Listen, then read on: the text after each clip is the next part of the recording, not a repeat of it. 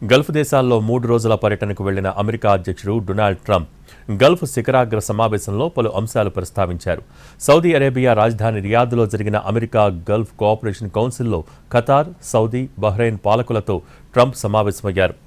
Iran అణ్వాయుధాలకు check పెట్టేలా అత్యవసరంగా ఒప్పందం కుదుర్చుకోవాలనుకుంటున్నట్టు Trump Gulf నేతలతో అన్నారు. ఇరాన్ ఉగ్రవాదాన్ని ప్రోత్సహించడం మానేయాలని, అణ్వాయుధాలను నిలిపివేయాలని స్పష్టం చేశారు.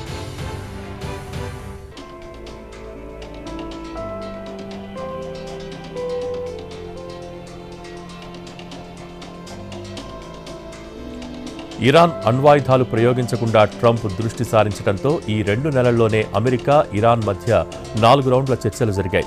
మధ్యవర్తిత్వం ద్వారా ఒప్పందం కుదుర్చుకోవడం సాధ్యమేనని భావిస్తున్న ట్రంప్ ఆ సమయం ముగుస్తోందని గల్ఫ్ సమ్మిట్లో పదే చెప్పారు. సౌదీ పర్యటన ముగించుకున్న తర్వాత ట్రంప్ ఖతార్ వెళ్లారు. ఎయిర్పోర్ట్లో ట్రంప్ను ఘనంగా స్వాగతించారు ఖతార్ ఎమిర్ తమీమ్ అల్ థానీ.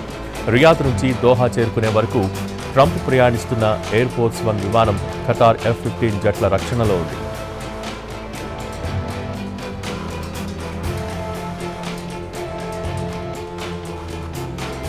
గాజాపై ఇజ్రాయెల్ చేస్తున్న దాడుల్ని ముగించడంలో ట్రంప్ చేస్తున్న ప్రయత్నాలు సఫలీకృతమవుతాయని ఆశాభావం వ్యక్తం చేశారు ఖతార్ షేక్ తమీమ్ అల్ థానీ. ట్రంప్ను శాంతి కాముకుడిగా అభివర్ణించారు. పెట్టుబడులు, ఇంధనం, భద్రతా సహకారం అంశాలపై ట్రంప్, తమీమ్ ప్రధానంగా చర్చించారు. ఇరు దేశాల మధ్య కుదిరిన ఒప్పందంతో ఖతార్, అమెరికా సంబంధాలు మరో స్థాయికి తీసుకెళ్తాయని ఖతార్ ఎమిర్ అన్నారు.